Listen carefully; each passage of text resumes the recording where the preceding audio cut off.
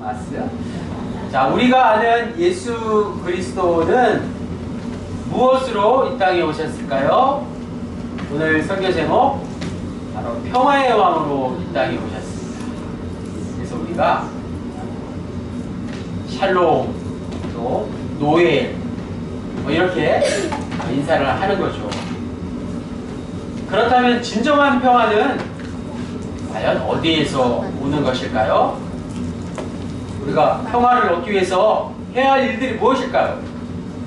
그것이 오늘 설교의 가장 핵심입니다. 더 나아가서 궁극적이고 구체적인 평화를 우리의 삶 가운데 얻기 위해서 우리가 평화를 누리는 것뿐만 아니라 평화를 얻기 위해서 어떻게 해야 할까요? 이런 질문에 대한 답을 오늘 설교를 통해서 한번 분명히 한번 알아보도록 하겠습니다.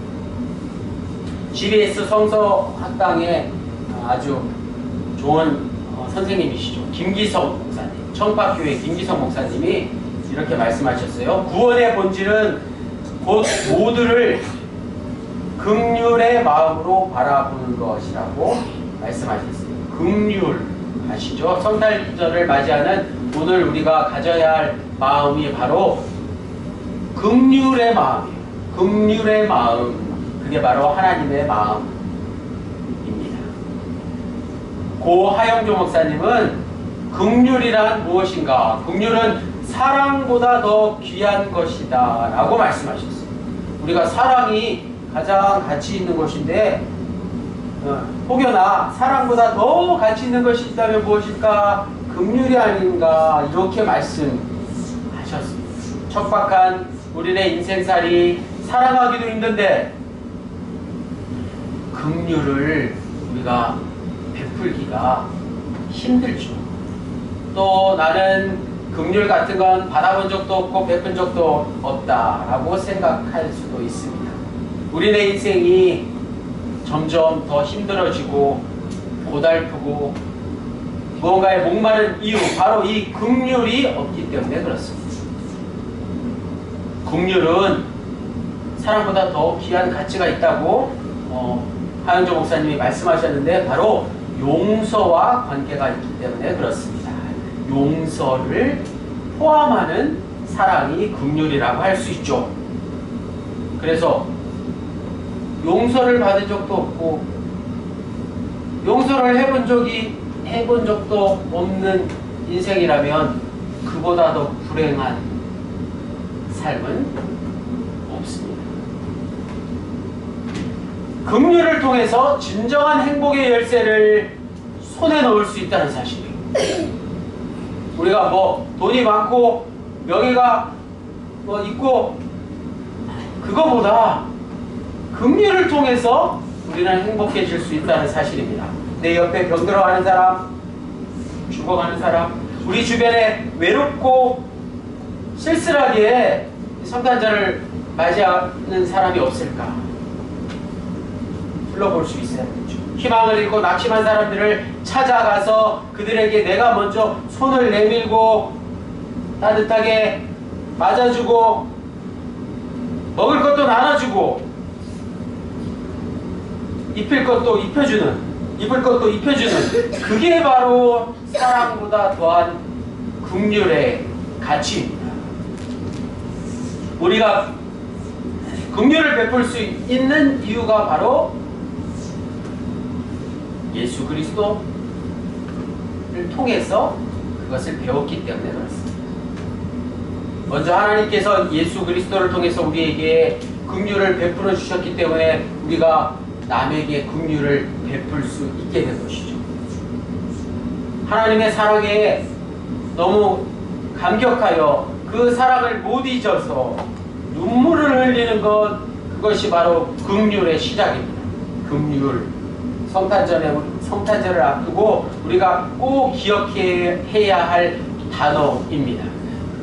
긍휼의 마음을 가질 때 진정한 평화는, 오늘 말씀의 제목, 진정한 평강은 다른 사람에게 긍휼을 베풀 때 비로소 우리에게 임한다는 사실입니다. 오늘 본문 2절 말씀 베들레헴 에브라다야 너는 유다 족속 중에 작을지라도 이스라엘을 다스릴 자가 내게로 나올 것이라. 그의 근본은 상고예. 상고는 한자로 아주 오랜 옛날이란 뜻이죠. 그리고 영원에 있느니라 이렇게 시작하고 있습니다. 에브라다는 줄여서 에브라이라고 하는데 우리가 잘 아는 예수님의 고향, 예수님이 태어나신 베들레헴을 이르는 다른 말이죠. 베들레헴의 일부를 가리키는 지명입니다. 이곳에서 우리가 잘 아는 룻의 남편 보아스와 또 보아스의 자손 이새와 다윗으로 이어지는 예수님의 족보가 이어졌다는 사실이죠. 베들레헴 마을은 멀리서 보면 떡 모양과 닮았다고 해요. 이렇게 넓적하게 이렇게 네모랗게 그렇게 마을이 형성되어 있다고 해서 떡의 집이라는 뜻이 베들레헴입니다. 그리고 오늘 보면 또 나오는 에브라다는 결실을 풍부하게 하다는 풍성한 열매라는 의미가 있습니다. 베들레헴과 에브라다 둘 다 당시 이스라엘 백성들이 처한 상황과는 정반대되는 뜻을 가지고 있다는 겁니다. 당시 이스라엘 백성들은 얼마나 나라를 잃고 고생을 하며 살았습니까? 하지만 베들레헴과 에브라다의 뜻은 정반대였다는 겁니다. 이렇게 작은 마을 베들레헴에서 놀라운 하나님의 역사가 시작되었다는 사실을 우리는 기억해야 합니다.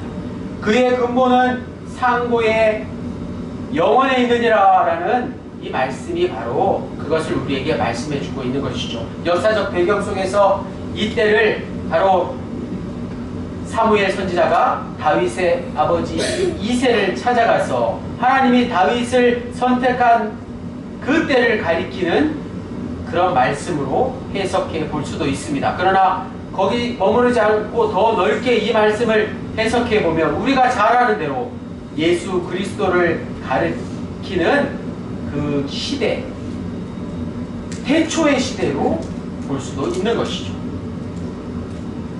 마태복음 2장 6절에 또 유대 땅 베들레헴아 너는 유대 고을 중에서 가장 작지 아니하도다. 내게서 한 다스리는 자가 나와서 내 백성 이스라엘의 목자가 되리라 하였음이니라. 이 말씀이 바로 오늘 미가서 5장 2절 말씀에서 비롯된 것이죠. 오늘 우리 덕암영문의 위치를 잘 말해주는 것 같아요. 덕암영문은 사실 구세군 내에서도 그렇게 많이 알려지진 않았잖아요. 우리 논산 지역에서도 덕암영문이 어디 있나 이렇게 말씀하시는 분들이 있더라고요. 그런데 덕암영문이 논산 지역에서 가장 오래됐잖아요. 1921년도에 개영됐잖아요. 덕암영문 이후에 논산의 모든 영문들이 개척되고 개영되었지 않습니까? 그것처럼 우리 덕암영문이 바로 예수님이 태어나신 그 베들레헴, 에브라다와 같은 그런 의미가 있지 않나 생각해 봤습니다. 3절 말씀에 그러므로 여인이 해산하기까지 그들을 붙여두시겠고 그 후에는 우리의 형제 가운데 남은 자가 이스라엘 자손에게로 돌아오리니 여인이 해산하기까지 그들을 붙여두시겠다라는 이 말씀은 또 이사야 선지자가 하신 말씀 이사야 7장 14절 말씀 그러므로 주께서 친히 징조를 너희에게 주실 것이라 보라 처녀가 잉태하여 아들을 낳을 것이요 그의 이름을 임마누엘이라 하리라. 이 유명한 말씀과 연결되는 그런 말씀입니다. 오늘 미가서 5장 3절 말씀이 그렇습니다. 약속의 말씀이죠. 하나님은 그의 백성을 원수들에게 그대로 맡겨두실 터인데 그 이유는 이제 훗날 오실 메시아를 통해서 예수 그리스도를 통해서 사단에 포로된 자기 백성을 구원하실 것이다는 예언의 말씀이 된 것입니다. 그러므로 지금 우리가 처한 상황이 아무리 어렵다고 할지라도 오늘 우리가 살아가는 이 대한민국의 현실이 한치 앞을 내다볼 수 없는 그런 혼란 속에 있을지라도 우리에게는 희망이 있다는 사실을 잊지 말아야 할 것입니다. 우리에게 다시 오실 예수님이 평화의 왕으로 이제 이미 2000년 전에 이 땅에 오셨고 또 세상을 완성하시러 어느 날 다시 오실 것이기 때문에 그렇습니다. 그날을 기억하며 지금 현재 성령님께서 우리와 함께 하심을 늘 성령님의 임재를 또 매 순간 기다리며 살아가야 할 것입니다. 4절 말씀, 그가 여호와의 능력과 그의 하나님 여호와의 이름의 위엄을 의지하고 서서 목축하니 그들이 거주할 것이라. 이제 그가 창대하여 땅끝까지 미치리라. 목축하니 그들이 거주할 것은 인간의 실존을 잘 표현해주는 그런 말씀입니다. 하나님이 우리를 가르치시고 하나님이 우리를 기르시고 하나님이 우리와 함께 하신다는 뜻입니다. 인간은 하나님이 함께 하시지 않으면 인간이라는 존재는 원래 떠돌이, 방랑자, 불황자, 유목민 같은 존재일 뿐이라는 것이죠. 하나님이 우리와 함께 하시지 않으면 우리는 아무것도 아닌 인생이라는 것입니다. 목자 되시는 하나님이 우리를 돌보시지 않으시면 우리는 길을 잃고 인생 가운데 정처 없이 떠도는 나그네와 같다는 것입니다. 이 말씀을 노마드, 프랑스어 노마드로 그렇게 번역하기도 합니다. 노마드란 유목민, 정착하지 않고 떠돌아다니는 사람을 뜻합니다. 전통적으로 저 몽골 같은 데 가면 지금도 떠돌이 생활을 하죠. 유목 생활을 합니다. 큰 천막을 치고 잠시 있다가 또 옮겨서, 처소를 옮겨서 천막을 치고 그렇게 유목 생활을 계속 이어나가는 것입니다. 노마드, 유목민 앞에 천국을 붙이면 천국 노마드라는 말이 되는데, 하나님께서 가라 하시면 가고 서라 하시면 서는 하나님의 말씀에 순종하는 삶이 바로 천국 노마드의 삶이라고 말씀드릴 수 있습니다.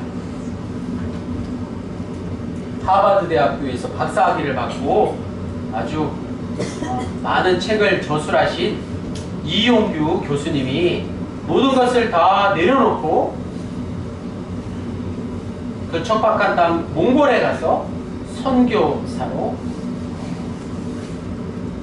헌신하셨습니다. 바로 이 이용규 교수가 천국 노마드의 메시지를 우리에게 전하고 있는 것입니다. 복음을 전하는 하늘나라 유목민이 되어서 진정한 참된 삶의 가치와 영적 가치와 하나님이 주시는 평안을 사모하는 마음으로 살아가는 그리스도인의 자세를 우리에게 잘 말해주고 있습니다. 참된 그리스도인은 헛된 가치를 내려놓고 하나님 나라를 향해 가는 믿음의 순례자가 되는 것이다 라는 뜻입니다. 그런 의미에서 우리는 모두 천국 노마드의 삶을 살고 있는 것이죠. 자, 오늘 본문의 가장 중요한 말씀은 바로 금주의 요절에도 있고 오늘 미가서 5장 5절의 앞부분 말씀입니다. 다같이 화면에 보시는 미가서 5장 5절 앞부분 말씀을 다같이 읽겠습니다. 시작! 이 사람은 평강이 될 것이라. 아멘. 평강이 될 것이라. 평강이라는 단어는 평화라는 말과 같은 의미인데 걱정, 근심이 없는 상태를 말하는 거예요. 너에게 평강이 있을 것이다. 평강이 있을지어다 하면 걱정, 근심이 사라지고 마음의 평화로운 마음을 갖게 되는 것을 뜻하는 것이죠. 그래서 평화의 의미보다 더 구체적인 것이 바로 평강입니다. 여기서 중요한 것은 이 사람이 누구인가 라는 것입니다. 미가 선지자가 당시에 활동하던 시기에 이 사람이 누구인지 구체적으로는 잘 알지 못했습니다. 하지만 이제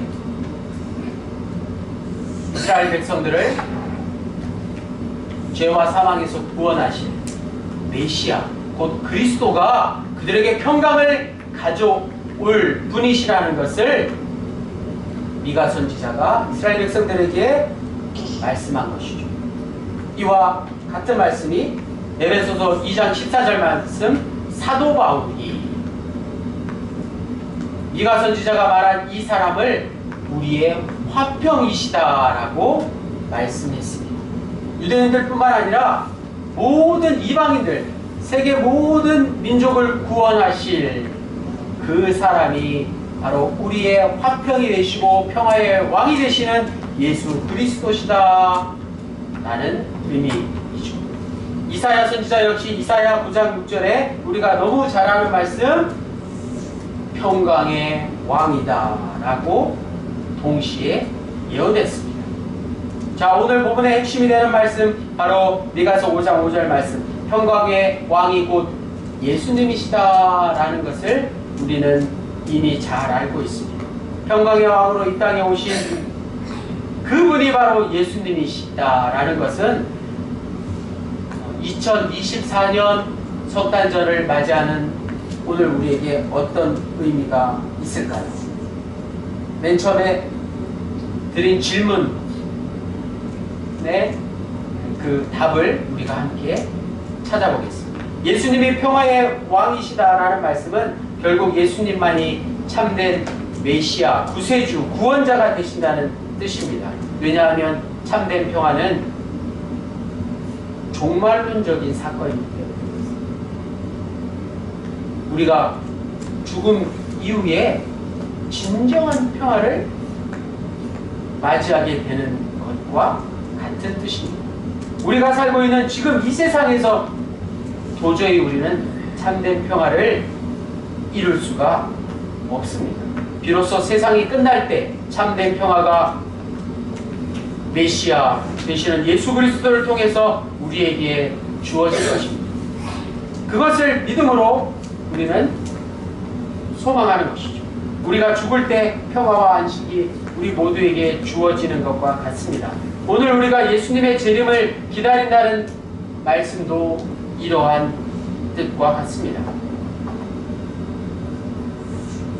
우리가 평화를 위해서 노력하지 않아도 된다는 말은 아닙니다.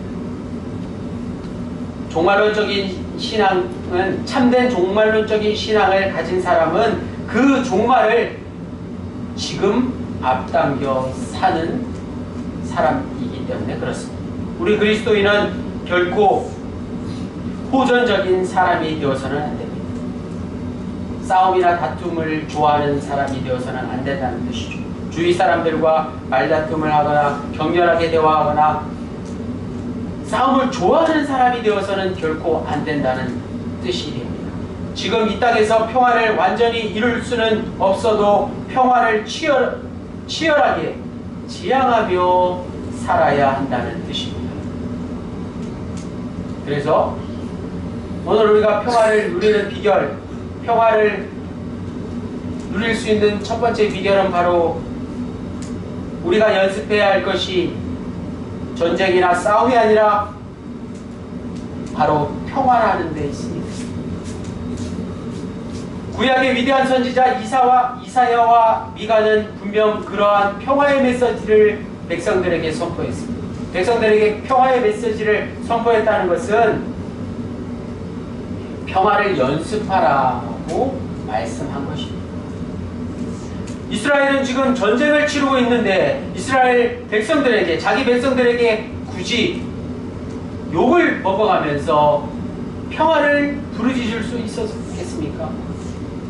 미가서 4장 3절 말씀을 보면 그가 많은 민족들 사이에 이를 심판하시며 먼 곳 강한 이방 사람을 판결하시리니, 중요한 말씀이 나오죠. 무리가 그 칼을 쳐서 보습을 만들고 창을 쳐서 낫을 만들 것이며 이 나라와 저 나라가 다시는 칼을 들고 서로 치지 아니하며 다시는 전쟁을 연습하지 아니한다 라고 미가 선지자가 말씀했습니다.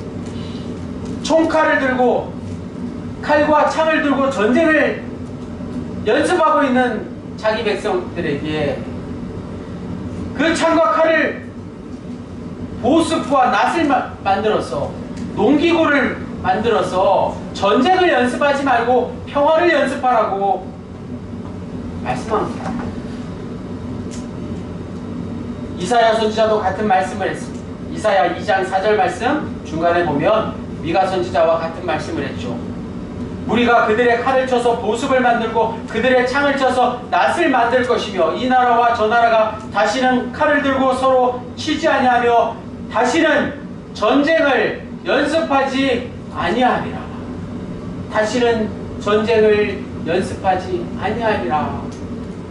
이 놀라운 말씀이 오늘 우리에게도 그대로 적용된다는 사실. 우리가 연습해야 할 것은 전쟁이 아니라 평화라는 사실입니다. 당연한 말씀이지만 이것을 지키기가 힘이 듭니다. 오늘 우리가 연습해야 할 게 전쟁이 아니라 평화라는 이 놀라운 메시지가 당연한 것이지만 우리가 평화를 얻을 수 있는, 우리 마음의 평강을 얻는 가장 중요한 비결이 되는 것입니다. 오늘 우리 대한민국의 가장 중요한 메시지가 될 수 있습니다. 잘 싸우고 잘 이기는 걸 연습하는 게 아니라 잘 화해하고 어쩌면 잘 져주는 걸 연습해야 한다는 사실입니다.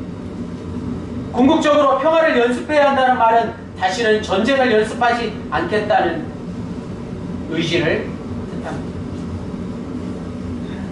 평강을 얻을 수 있는 비결 첫 번째, 전쟁을 연습하는 게 아니라 평화를 연습한다는 사실. 평화를 얻기 위해서, 평화를 누리기 위해서 우리가 연습해야 할 것은 전쟁이 아니라는 사실을 기억하십시오. 두 번째, 석탄절을 맞이하면서 우리가 평화를 누릴 수 있는 비결 두 번째는 우리가 사는 현실에서 평강을 얻는 비결이 있다는 사실입니다. 앞서 소개해드린 이용규 선교사님의 내려놓음이 바로 그것입니다. 평화를 얻는 것, 평강을 얻는 비결 두 번째가 무엇이라고요? 내려놓는 것. 이용규 선교사님이 이렇게 말씀하셨어요. 들어보십시오. 세상 진리는 우리가 내려놓으면 모두 빼앗긴다고 말하지만 그건 유혹에 불과합니다.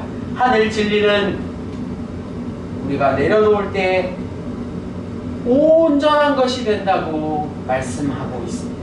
우리 인생에는 분명히 내 것처럼 보이지만 남김없이 내려놓아야 할 것이 있다는 사실입니다. 힘겹게 쌓아올린 명예와 꼭 움켜진 재물과 미래의 불안과 생명의 위협까지도 하나님 앞에 온전히 내려놓음으로 진정한 쉼과 참된 평안을 얻게 된다는 사실. 이용규 선교사님의 삶이 그랬습니다. 하버드 대학을 나오셨는데 그 명예도 또 미래의 어떤 노후 대책도 심지어 가족의 안전까지도 다 내려놓으셨다는 사실. 헌신의 열매마저도 내려놓으셨습니다. 하나님의 풍성하신 인도하심 따라 천국 노마드의 삶을 누리기 위해서 몽골에 가서 선교사역을 감당하고 계십니다. 진정한 내 것을 얻으려면 내려놓아야 한다는 말씀은 이런 아이들의 모습을 통해서도 확인해 볼 수 있습니다. 영찬이 영일이가 마트 같은 데 가서 간식을 사고 장난감을 사서 그것을 두 손에 꼭 쥐고 있으면 자기 것이 될까요? 우리가 마트 가서 물건을 사서 아 이거 이제 내 거야 하고 꼭 쥐고 나올 수 있나요? 어디다 내려놓아야 돼요? 계산대에 내려놓아야지. 내려놓음으로 진정 자기 것이 될 수 있습니다. 그 과정을 빼놓을 수 없는 거예요. 하나님께서 우리에게 주시는 영적인 선물도 마찬가지입니다. 우리가 내려놓기 전에 무언가 내 손에 쥔 것을, 지금 내 손에 쥐고 있는 것을 내려놓기 전에는 하나님께서 주시는 그 큰 선물을 잡을 수가 없는 것이죠. 우리가 내려놓기 전에는 진정으로 우리가 얻을 것을 갖지 못한다는 사실. 영적으로 아직 어린아이와 같은 상태이면 내려놓을 때 빼앗긴다고 생각하기 때문에 그렇습니다. 그래서 내가 지금 쥐고 있는 것을 더 움켜쥐려고만 합니다. 결국 그렇게 꼭 쥐고 있는 한 그것들은 진정 내 것이 되지 못한다는 사실입니다. 오히려 그것이 나를 옥죄게 해서 나를 힘들게 한다는 사실입니다. 우리가 잡고 있는 이 두 손에 꼭 움켜쥐고 있는 이 문제들은 우리 힘으로 해결할 수 없는 것들입니다. 그렇지만 이 두 손에 꼭 쥔 것들을 하나님 앞에 내려놓을 때 내가 상상하지 못했던 것까지 다 해결해 주신다는 사실이죠. 그러려면 반드시 내 것을, 내 두 손에 움켜쥔 것을 내려놓는 순간이 필요합니다. 그 과정이 바로 신앙생활의 일부분 아니겠습니까? 사랑하는 더감동문의 군우님들, 우리 모두 다 함께 평화의 왕 예수 그리스도를 기쁨으로 맞이합시다. 그러기 위해서 우리 주위에 다툼이 사라질 수 있도록 가장 먼저 평화를 연습하며 살아야 합니다. 그래서 일부러 평화를 연습하며 살아야 됩니다. 내가 막 지금 싸우고 싶은데 누구를 막 좀 어떻게 뭐라 하고 싶은데 어떻게 해야 된다고요? 평화를 연습해야 되는 거예요.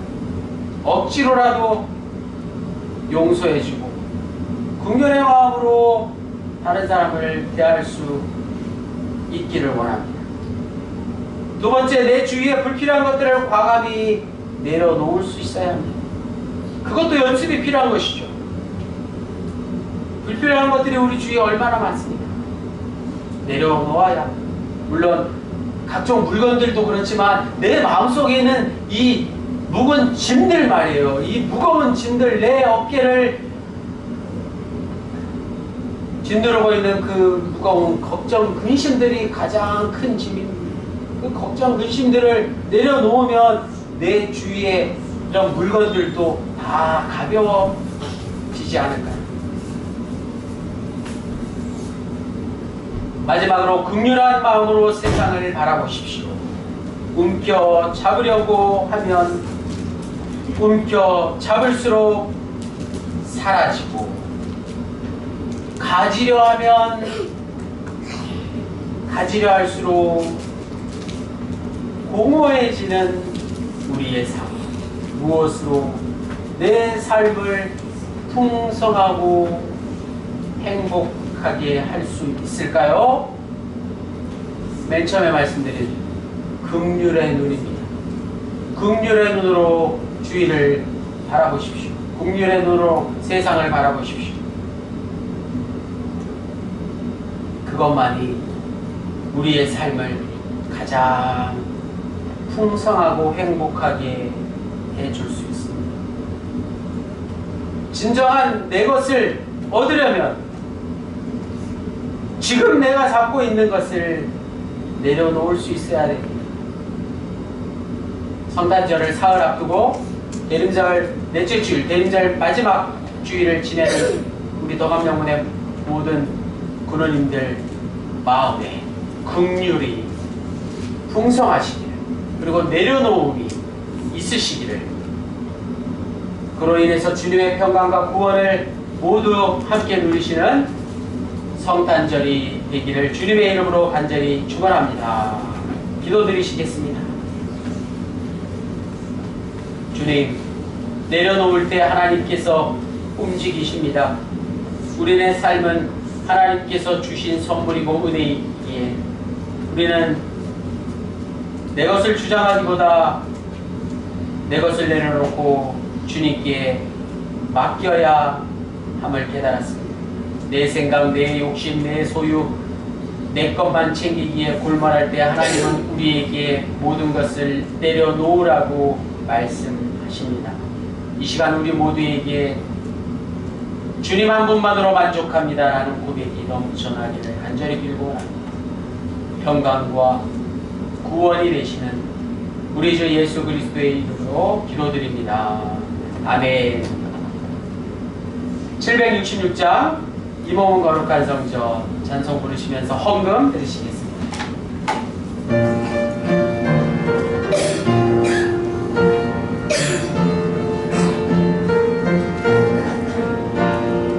이 몸은 거룩한 성전 주께서 거하신다. 나 어찌 더러운 죄를 범할 수 있으리요. 내 생명 들여 한평생 순종하리.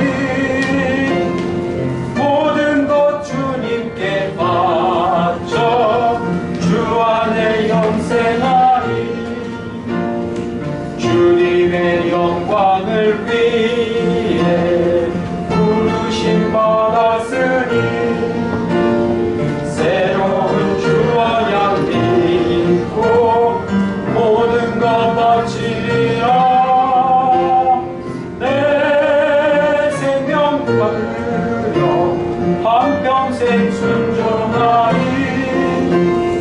모든 것 주님께 바쳐 주 안에 영생. 시간과 건강 가진 시간과 건강과 재능 나눠주고